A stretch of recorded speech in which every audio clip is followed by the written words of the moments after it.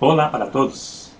Este vídeo eu vou fazer de acordo com as perguntas que algumas pessoas me fizeram acerca do dízimo.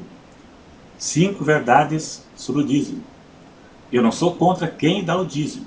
Não estou dizendo que eu seja contra o dízimo ou quem dá o dízimo, que a maioria das igrejas pedem o dízimo, mas eu me refiro a algumas formas erradas de interpretar acerca do dízimo nos dias de hoje.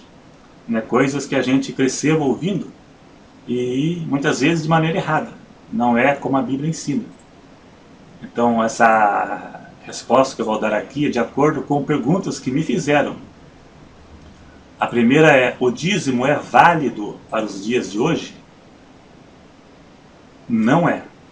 Porque não existe nenhuma menção do dízimo no Novo Testamento. A única citação do dízimo no Novo Testamento está em Mateus 23, que é bem conhecido, no diálogo entre Jesus e os fariseus. Jesus disse que deveriam sim dar o dízimo, mas não desprezar o mais importante da lei. Essa é a palavra-chave do discurso: lei. Não desprezar o mais importante da lei. Deveriam sim dar o dízimo, mas não desprezar o mais importante da lei, que é o juízo, a misericórdia e a fé. Jesus nasceu sob a lei, foi circuncidado ao 8º dia, conforme ensinava a lei, viveu sob a lei e a cumpriu. Então, neste diálogo, Jesus e eles ainda estavam sob a lei. Jesus estava vivo. Eles estavam sob a lei. Após a morte de Cristo, nunca mais se falou nisto. Essa passagem citada e outras no livro de Hebreus, como alguns citam, não afirma nada sobre o dízimo para o tempo do Novo Testamento. São só especulações ou tentativas de provar algo que não existe. Agora, a segunda: quem não dá o dízimo perde a salvação? Uma pessoa me disse hoje, aqui pelo canal, que na igreja dela ensinam que aquele que não dar o dízimo não será salvo. O dízimo não foi dado como meio de salvação. Existem coisas que foram dadas à igreja, mas não como meio de salvação, como o batismo e a Santa Ceia, por exemplo. São coisas que acompanham a salvação. Acompanha a pessoa salva, mas não salva. São simbolismos que só têm valor para uma pessoa salva. O batismo é um banho simbólico. Quando a pessoa se batiza, ela sepulta seus pecados e se levanta para uma nova vida com Cristo. É um banho simbólico.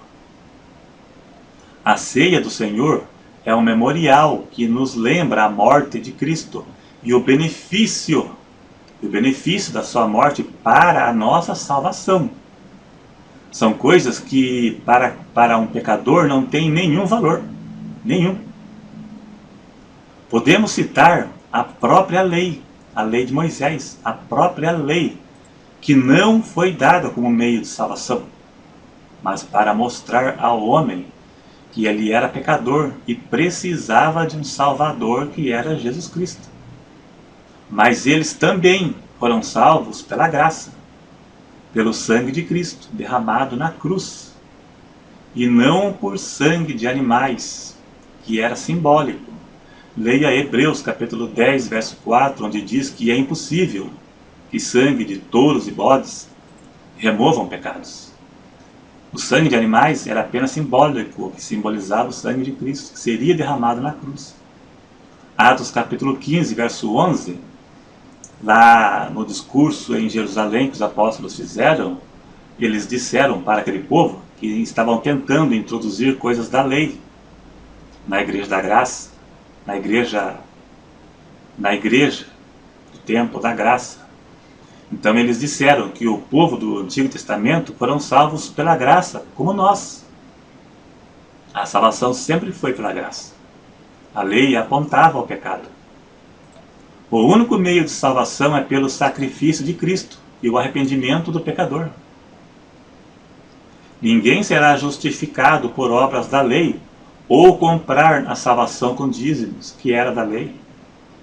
A nossa salvação já foi comprada pelo sangue de Cristo, que nos purifica de todo pecado. 1 João 1,7. Agora a terceira. Preciso dar o dízimo para ser abençoado? Não.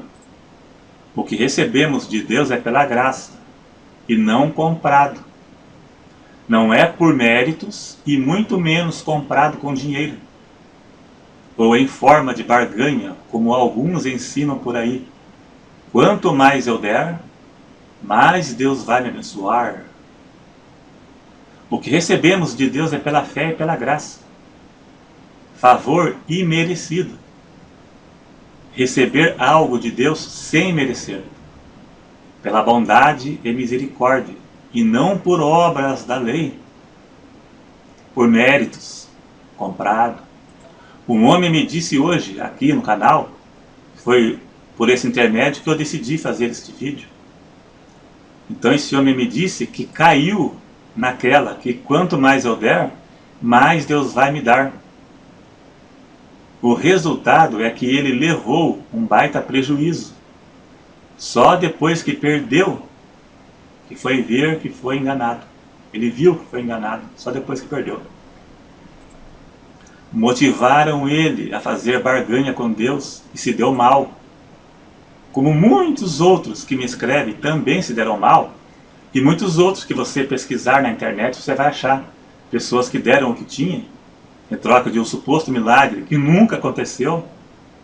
Ou quanto mais você der, mais recebe. E a pessoa deu lá até o que não podia dar e não recebeu nada, não aconteceu nada. Certa vez eu conheci um pastor que ele disse que conheceu um homem que foi na igreja, um senhor de idade, e esse homem foi chorando, pedindo oração, que ele deu a belina dele, um carro velho, lá numa igreja aí, que você dá e Deus te dá em dobro, não vou dizer o nome. Então ele deu a belina, o carro velho dele, e não aconteceu nada. Daí ele foi reclamar com o pastor, e o pastor disse: você não teve fé? Ele foi lesado, né? Aí era caso de polícia, né? Eu iria aconselhar a procurar a polícia. Isso é estelionato. Então, quem contribui para a obra de Deus será abençoado com certeza. Será abençoado com certeza. Mas de acordo com o propósito de Deus. Isso não significa que você vai enriquecer. Se Ele quiser que seja assim, Ele fará. Poderá te recompensar com saúde física, espiritual, mas nunca você deve contribuir como uma moeda de troca, ou troca de favores com Deus. Você deverá contribuir com a intenção de ajudar no sustento da igreja, como conta de água, luz, aluguel e outros. E Deus que está vendo te recompensará. Aí sim. Agora a quarta questão. Quem não dá o dízimo rouba a Deus? Já me perguntaram isso. Eu já vi por aí questionamentos acerca disso. Não rouba. Quem não dá, não rouba a Deus, não. Talvez você já tenha ouvido isso por aí. Muito provável. Mas é apenas uma forma de amedrontar as pessoas, semelhante à história do devorador. Eles dizem assim: se você não der o dízimo, o devorador vai devorar todas as suas finanças, porque você roubou a Deus.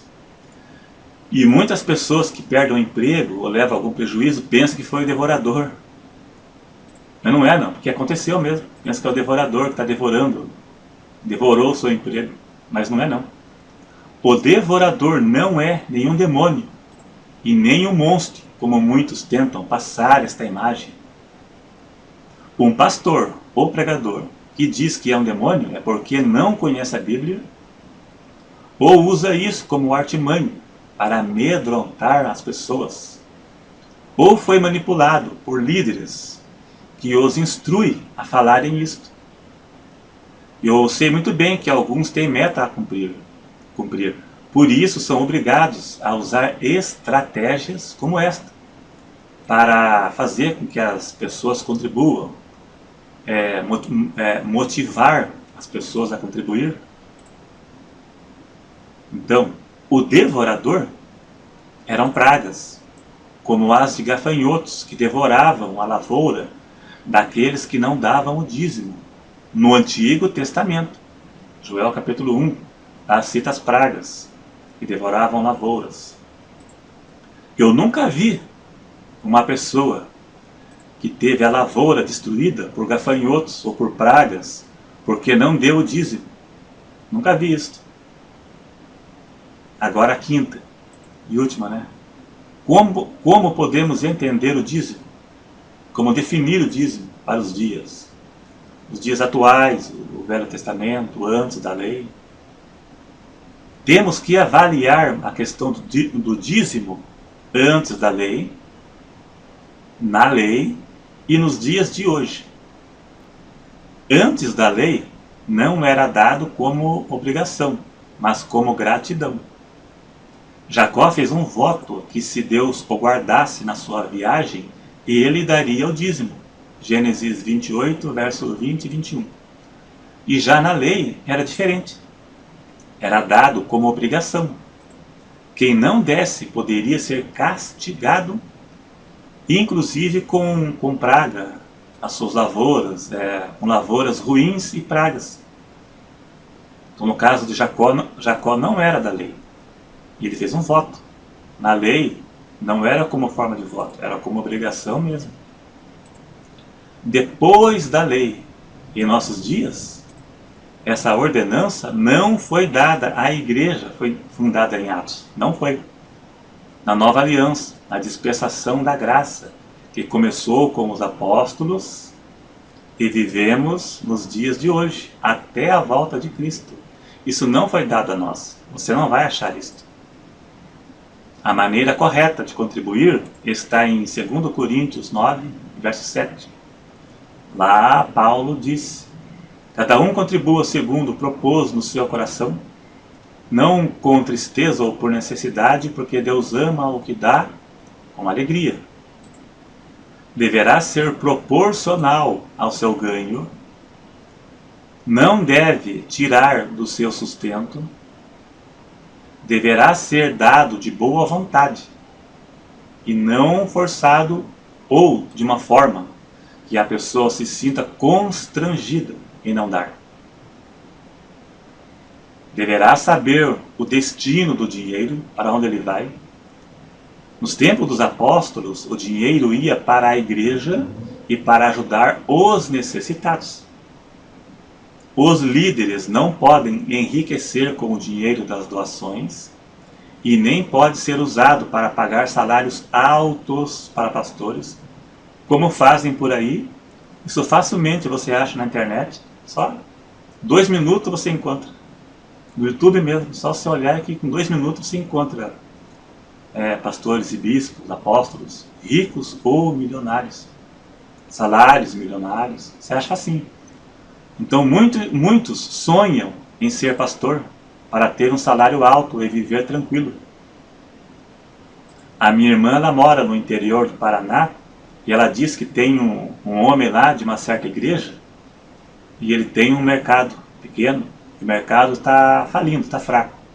E ele está vendendo o mercado e está fazendo curso de teologia para virar pastor em São Paulo. Pronto, é uma opção. Está fazendo por amor às almas? Não, profissão rendosa, vale a pena. Então você que gosta ou pretende contribuir, deverá avaliar sua igreja e ver para onde esse dinheiro vai e se não estão se beneficiando disto. O dinheiro deve ir somente para a obra de Deus e ajudar os necessitados. Se alguns pastores, missionários ou líderes são sustentados pela igreja por trabalharem em tempo integral a serviço da igreja, isso é bíblico. Quem prega o Evangelho, que viva do Evangelho. É bíblico. Não é bíblico se enriquecer, tirar proveito disso. Mas ser sustentado pela igreja, quem trabalha em tempo integral na obra, é bíblico. Não é errado, nem um pouco. Mas não poderão ficar ricos com esse dinheiro. E isso é antibíblico, e dá o que falar. E é justamente isso que acontece por aí. Então é isso aí, então. Espero não ter ofendido ninguém, que a intenção não é esta, né? Eu acho importante esse tipo de estudo, porque eu recebo perguntas diariamente. Pessoas confusas. Então isso é importante, porque muitas igrejas não ensinam, como eu estou falando aqui. Então é mais na internet mesmo que você vê esse tipo de estudo aqui. Muitas pessoas descobriram a verdade pela internet. Me dizem isto. Coisas que não ensinam na igreja, aprenderam pela internet. Muitas pessoas abriram seus olhos e descobriram até mesmo o Evangelho, a verdade do Evangelho, pela internet, e não na igreja, porque lá eles encobrem. E muitos desses nem têm culpa, eles são manipulados pelos seus líderes. Então a realidade é esta. Infelizmente, né, existe uma segunda intenção por trás de muita coisa que você vê por aí. Então tem que ter olho aberto, né, e ficar atento.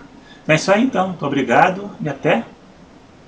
Clique em gostei também, para ajudar a divulgar o vídeo, né? Que isso é muito importante, você clicar em gostei, para ajudar a divulgar o vídeo. Porque dá um pouquinho de trabalho a fazer, você elaborar. Mas, então clique em gostei para ajudar a divulgar. E se inscreva no canal, você que não é inscrito, e até lá.